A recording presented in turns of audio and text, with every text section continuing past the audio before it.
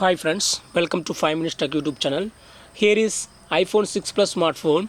In this video, you will learn how to delete unwanted language that you have added previously in your phone iPhone 6 Plus. First of all, go to the settings of your phone here. Then go to General. Then go to Language and Region. And here, 4 languages are available.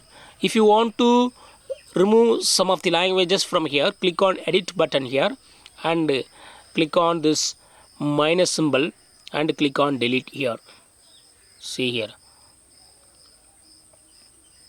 click on done finally and click on continue. Yes, setting up language.